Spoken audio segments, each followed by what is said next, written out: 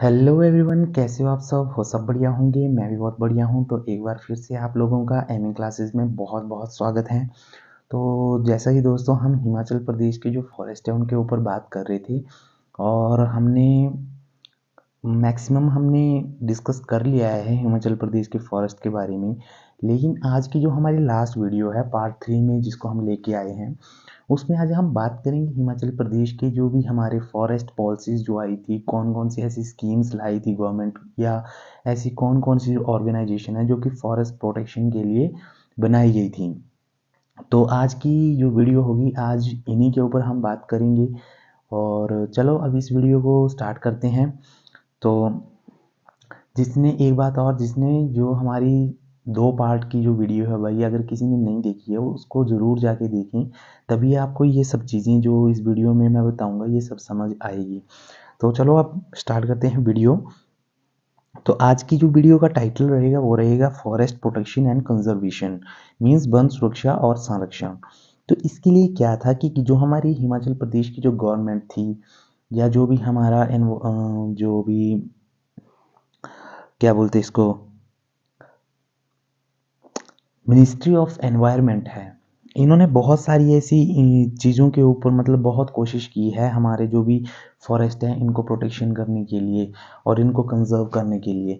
तो यहाँ पे बोला गया है कि as per national forest policy 1988 around 66% of the geographical area should be covered by forest in hill states.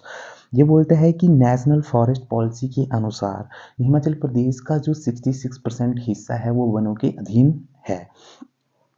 In this regard, the strategy of Himachal Pradesh government in forestry and environment management is their conservation and protection. Various organization schemes and policies has been set up in this base which are follows. तो ये बोलता है कि इन्हीं पेड़ों को, इन्हीं जंगलों को संरक्षित करने के लिए या इनकी जो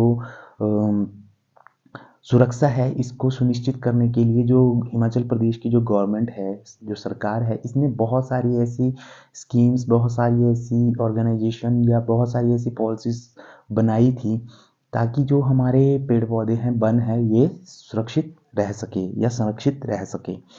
तो हम बात करेंगे अब ऑर्गेनाइजेशन की।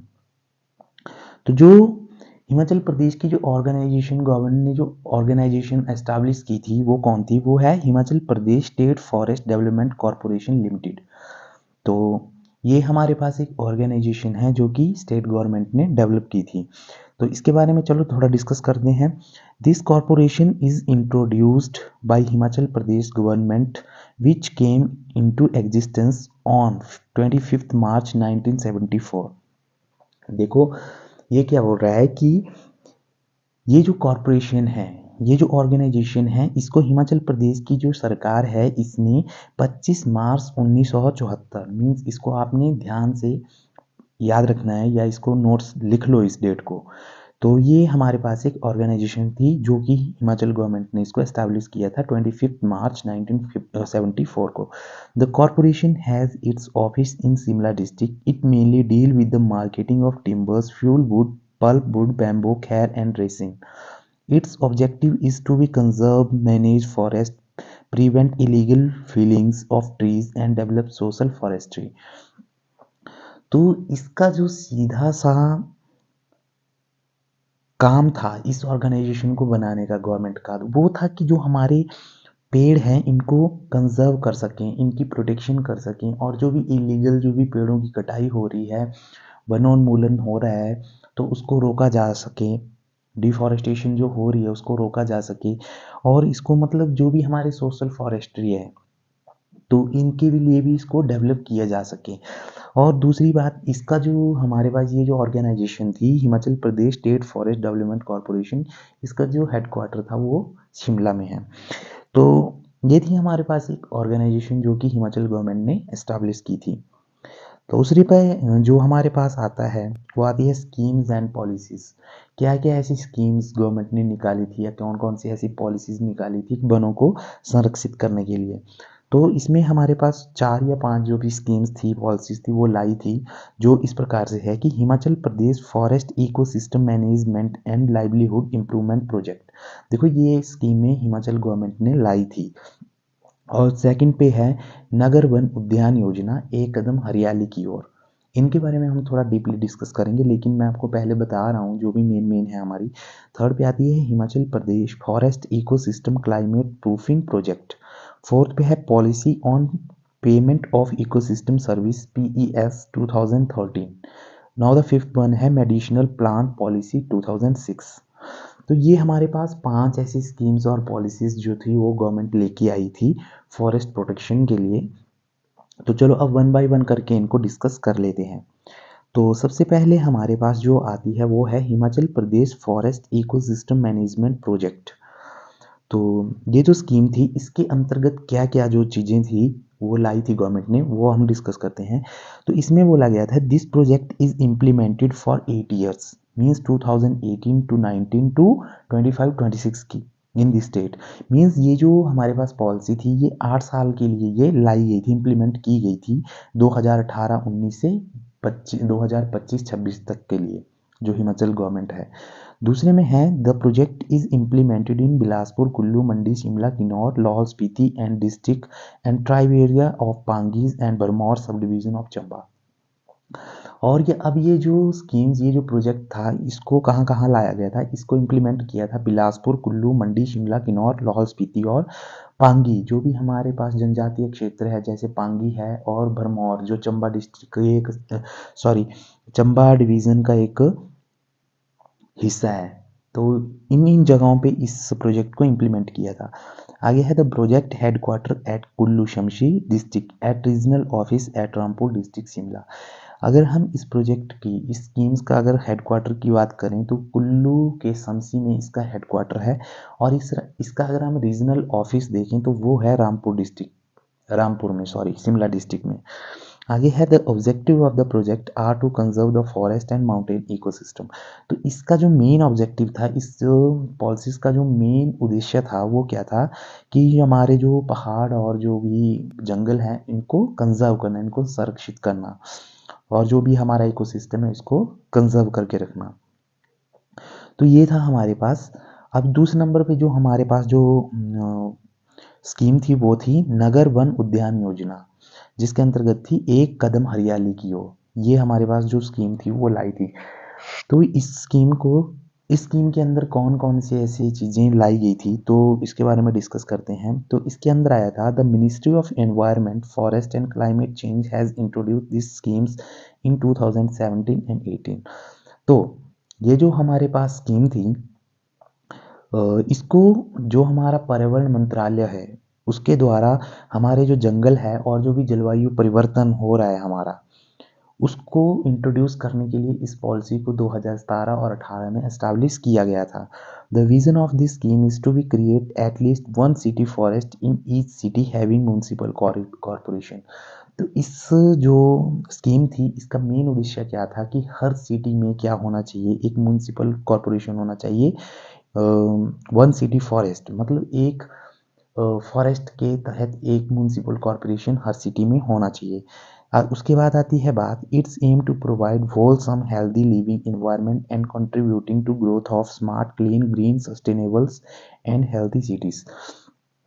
तो इस स्कीम का जो ये हमारी थी एक कदम हरियाली की ओर, इसका जो मुख्य उद्देश्य था वो ये भी था कि हमारा जो पर्यावरण है वो एक हेल्दी तरीके से रहें, और जो भी हमारे पास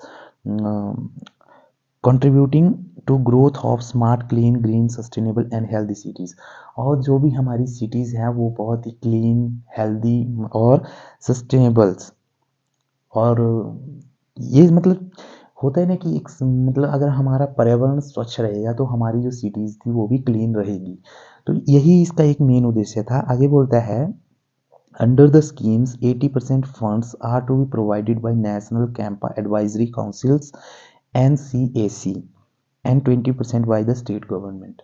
इसको ध्यान से समझिएगा या इसको आप लिख लीजिएगा कि ये जो स्कीम है एक कदम हरियाली की ओर, जो नगर वन उद्यान योजना है, इसमें जो 80% जो फंड प्रोवाइड होता है, 80% जो फंड आता है इसके लिए, वो आता है नेशनल कैंपा। कैंपा है एक कंपोशेंट्री जो भी एडवाइजरी होती है, वो एक फंड प्रोवाइड करवाती है इसको। तो ये इस स्कीम के लिए जो 80% जो फंड आता है वो आता है नेशनल कैंपा एडवाइजरी काउंसिल से, जो NCAC है। और जो 20% जो फंड देती है वो देती है स्टेट गवर्नमेंट। ठीक है, तो इसमें याद रखना है 80% फंड कहाँ से आ रहा है, नेशनल कैंपा एडवाइजरी काउंसिल से, और 20% दे रही है स्टेट गवर्नमेंट। तो नेक्स्ट जो हमारे पास जो पॉलिसी थी वो है स्कीम थी Himachal Pradesh forest ecosystem climate proofing project. ठीक है, तो इसके अंतर्गत क्या था, this project is being implemented from 2016 in Chamba and Kangra district of the state. इस जो प्रोजेक्ट था इसको इम्प्लीमेंट किया गया था 2016 में चंबा और कांगड़ा डिस्ट्रिक्ट में। The main objective of this project is to be rehabilitation, protection and sustainable use of the selected forest ecosystem in Himachal Pradesh to increase the secure the reliance of forest ecosystem against climate change। तो इसका भी जो main उद्देश्य था इस जो project को establish करने का, वो भी यही था कि जो हमारे पास रिहेबिलिटेशन है, protection of the selected forest ecosystem, जो हमारे फॉरेस्ट हैं, जो हमारा इकोसिस्टम है, इसको प्रोटेक्ट करना। ठीक है, और आगे बोला है कि forest and ecosystem in Himachal Pradesh to increase the secure the resilience of forest ecosystem against climate. और जो हमारा क्लाइमेट चेंज हो रही है, जो हमारा जलवायु परिवर्तन हो रहा है, इसको भी हमने क्या करना है, सिक्योर करना है। इसके लिए इस स्कीम को लाया गया था। नेक्स्ट है हमारे पास policy on payment of ecosystem service PES 2013। तो ये हमारे पास जो गवर्नमेंट है उसने एक पॉलिसी बनाई थी, policy on payment of ecosystem services, जिसको हम शॉर्ट में बोलते हैं PES, जो कि 2013 में इसको इम्प्लीमेंट किया था।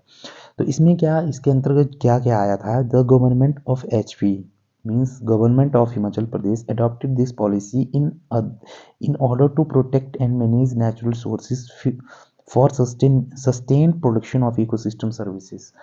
अब इस पॉलिसी के अंतर्गत क्या हुआ था कि ये जो पॉलिसी थी, ये हिमाचल जो सरकार है, हिमाचल की जो गवर्नमेंट है, इसने अडॉप्ट किया था इसको किस लिए, जो हमारे नेचुरल सोर्सेज हैं, जो हमारे फॉरेस्ट हैं, हमारे माउंटेन्स हैं, इनको प्रोटेक्ट करने के लिए, और जो हमारा इकोसिस्टम है इसको प्रोटेक्ट करने के लिए इस पॉलिसी को हिमाचल गवर्नमेंट ने अडॉप्ट किया था। आगे बोलते हैं it also addresses the impact of climate changes on such services and the gathering additional economic incentive to the community for covering natural ecosystem sorry। अब इसके लिए क्या था कि लोगों को जलवायु परिवर्तन के प्रति भी लोगों को बताना, और जो भी हमारे जो नेचुरल सोर्सेज हैं उनके प्रति जो इकोनॉमिक, उनके प्रति जो प्रोत्साहन है लोगों के, उसको भी बताना। लोगों के प्रति जो भी वित्तीय होता है ना प्रोत्साहन, उसको भी शेयर करना था। इस पॉलिसी के अंतर्गत ये सब चीज़ें आई थी। तो ये था इसका जो मेन मोटिव था। नेक्स्ट जो हमारे पास लास्ट जो हमारे पास जो पॉलिसी आई थी वो आई थी मेडिसिनल प्लांट पॉलिसी 2006। तो इसके अंतर्गत क्या था, it is a policy for conserving and strengthening medicinal plants. Means इसके अंतर्गत क्या था कि जो हमारे पास जो मेडिसिनल, जो भी हमारे पास चिकित्सक जो पौधे थी, जड़ी बूटियों को कंजर्व करने के लिए इस पॉलिसी को लाया गया था 2006 में। आगे बोलते हैं this policy visualise Himachal Pradesh to become a major herbal states in the country by 2005। और इस पॉलिसी को इम्प्लीमेंट करने के बाद जो हिमाचल प्रदेश है वो 2005 में जो इंडिया है इसका एक हर्बल स्टेट घोषित किया गया था 2005 में इस पॉलिसी को लाने के बाद। तो ये थी हमारे पास जो भी मेजर सी जो पॉलिसीज लाई थी हिमाचल गवर्नमेंट ने, या जो भी स्कीम्स लाई थी। तो इसको आपने ध्यान से पढ़ना है, ध्यान से देखना है, और नोट्स इसके बना लेने हैं आपने। नेक्स्ट है हमारे पास at the Himachal Pradesh forest policy 2005। ये बहुत इम्पोर्टेंट है, इसके बारे में हम थोड़ा जानेंगे क्या है इसके अंदर। आगे बोलता है the policy has set a target of 35.5 of the total geographical area of the state under forest and tree covers.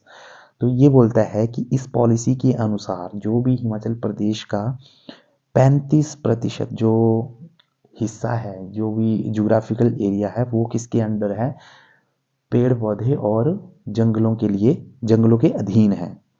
जो 35% जो हिस्सा कवर करते हैं वो हमारे पेड़ पौधे और जंगल कवर करते हैं पूरे भौगोलिक क्षेत्रफल का। अगर देखें आगे बोलते थे systematic planning implementation of afforestation and rehabilitation programme in degraded open forest and non forest lands.